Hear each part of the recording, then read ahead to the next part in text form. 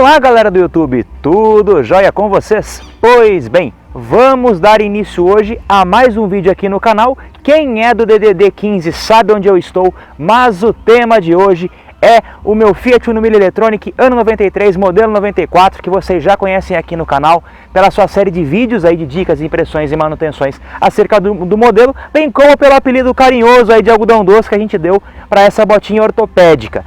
Hoje é um domingo, eu estou saindo para dar uma volta com o carro mesmo achando que vai chover, mas aproveitei aqui essa passada rápida aqui pelo Paço Municipal para a gente poder conversar sobre alguns temas, tá? E qual é o tema do vídeo de hoje, dessa abordagem aqui mais especificamente? Meu carro falha cilindro, meu Fiat Uno, meu Palio, os motores Fiasa ou Fire com bobina dupla, ou até mesmo Sevel com bobina dupla, falha um cilindro. Tem um cilindro que, no seu tempo de explosão, não está tendo a explosão como deveria, não há centelha. Como você pode aí diagnosticar o problema e entender exatamente como esse sistema funciona? Então, vem comigo. Bom galera, agora com o capô do Uno aberto aqui, esse cofre do motor que vocês já conhecem bem e já viram por diversas vezes aqui no canal, a gente vai poder conversar um pouquinho mais sobre essa questão de falha de cilindro. Primeira coisa, o que é a falha de cilindro? Os nossos motores aqui da linha Fiat têm 4 cilindros, o Fiasa, o Fire, o Sevel e tantos outros motores da Fiat têm 4 cilindros. No tempo de explosão de cada um, tá, existe a centelha no cilindro correspondente para que exista a queima do combustível. Quando um cilindro não, entre aspas, funciona em virtude aí da falta de centelha, naturalmente você tem uma falha no motor, né? Você tem um funcionamento irregular no motor, você perde rendimento, afinal de contas, os 3 cilindros que estão funcionando estão literalmente carregando o quarto nas costas, uma vez que a gente tem aí uma massa que não está sendo convertida em energia, né? Uma parte da massa aí das peças móveis que não está sendo convertida em energia, em potência, em rendimento, tá bom? Então vamos lá, se você tem um Uno Mille carburado LX E-Tronic de 93 para frente, que tem bobina dupla, se você tem um Uno Mille com motor Fiasa, né? Com injeção monoponto, né? O EP, o EX, o Smart, Yong, assim por diante, se você tem um Uno ou derivado, né, com motor 1.6 Sevel, né, ali de 92 para frente, que usa 2 bobinas. Se você tem um Palio, um Uno ou qualquer outro veículo com motor Fire que tenha bobina dupla, esse vídeo tem o conceito que serve para você, tá bom? Vamos lá. Por que o Uno tem 2 bobinas? Vocês podem ver que o carro tem 4 cilindros. Porque cada bobina é responsável por centelhar, por dar ignição em 2 cilindros do motor. Mas, pô, peraí, se queima um cilindro por vez, por que tem 2 bobinas? Isso facilita o gerenciamento do motor. Então o módulo precisa pensar como se o motor, entre aspas, tivesse apenas 2 cilindros ao invés de 4. Por quê? Porque se vocês forem observar como funciona aí um motor ciclo Otto, um motor aí 4 tempos, há cilindros gêmeos, tá? Então se você quiser dar um pause aqui, entrar numa nova guia do YouTube aí e ver como funciona o motor ciclo Otto, pode fazer mais sentido para você. A partir do momento que você tem a centelha em um cilindro, tá? O outro cilindro está no tempo de escapamento. Então, naturalmente, a centelha que houver nesse cilindro que está em escapamento será inútil, não terá a menor utilidade. Isso quando ela acontece, se houver oxigênio no cilindro, senão também não ocorre a centelha. Então é por isso, você tem a facilidade de gerenciamento e uma centelha que naturalmente é perdida, tá bom? Mas vamos lá. Ah, e o meu carro falha um cilindro. Primeira possibilidade, você tem que fazer um diagnóstico de ignição. Então você vai verificar se realmente não há centelha em um determinado cabo. Ah, eu descobri que tem centelha, mas o cilindro não queima. Você vai ter que verificar as velas, você vai ver se não tem uma vela encharcada de combustível, se não tem uma vela carbonizada, se não há um desgaste excessivo de velas, tá? Se não existe uma fuga de corrente em um dos cabos de ignição, dos cabos de vela, então, poxa, tem uma fuga de corrente aqui, a corrente ela sai por aqui da bobina para ir até a vela, só que no meio do caminho ela tem um caminho de fuga, um caminho mais fácil, ela vai embora e não vai para a vela, tá? Outra coisa, vocês podem observar aqui, ó, que os cabos eles são montados, né, são encaixados nas velas. Por mais que tenha uma molinha ali de encaixe para manter a pressão correta, automaticamente, com o tempo, você pode ter com cabo cansado, qualquer coisa nesse sentido, que os cabos vão aí se soltando, né, eles vão ficando um pouquinho mais distantes do contato com a vela ali, e você pode ter também uma centelha em menor intensidade em virtude dessa folga. Eu vou contar uma coisa para vocês. Esse Uno, quando eu peguei, o funcionamento do motor era bom. Só que quando eu peguei para mexer nisso aqui, eu descobri que havia havia três conexões com as velas nos cabos que estavam praticamente soltas. Então tudo isso influencia naturalmente aí na queima no funcionamento da ignição e naturalmente na queima dos cilindros, tá? Mas, como a gente sabe, costumeiramente o problema quando você tem um cilindro que não queima, um problema de ordem de ignição, está nas bobinas de ignição. Você pode ter uma bobina que queima, por exemplo, e naturalmente 2 cilindros não vão funcionar.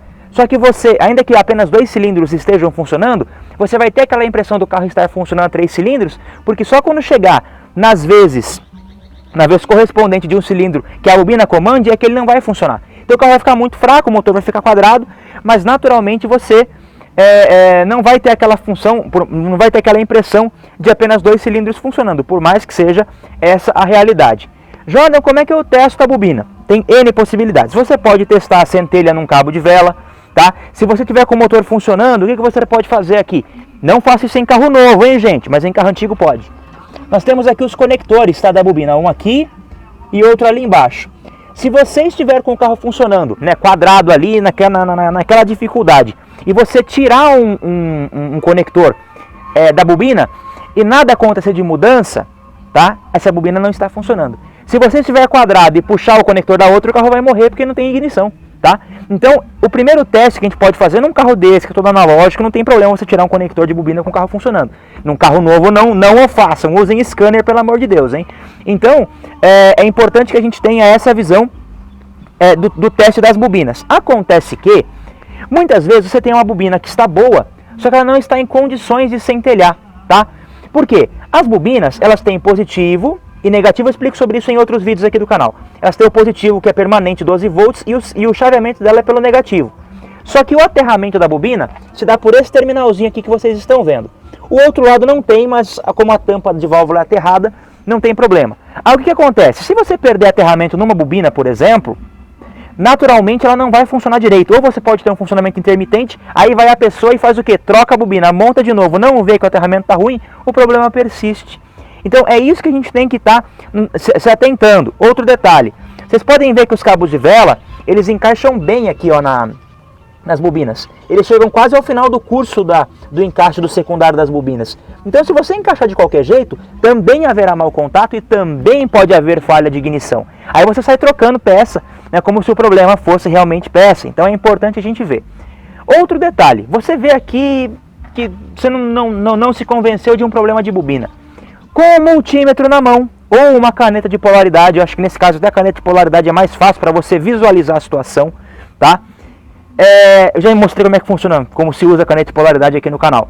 Garra vermelha no positivo da bateria, ou do alternador, com o carro funcionando, tá?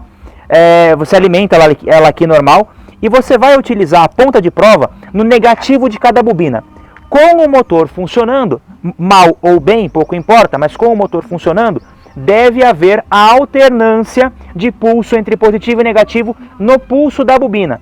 Se não houver pulso nas bobinas ou em uma das bobinas, você tem um problema de ordem elétrica. Então você vai trabalhar daqui para trás. Você não vai trabalhar daqui para frente, entendem? Aí entra aquela situação. Você pode ter fio rompido, você pode ter aterramento ruim, você pode ter problemas de chicote, você pode ter alguma coisa em curto. E se você tem um uninho como esse, um eletrônico, um ELX, tá? E os carburados, de modo geral, com bobina dupla na Fiat, o que acontece aqui, meus queridos? Nós temos 2 módulos aqui, ó. Cada módulo desse chaveia uma bobina dessa.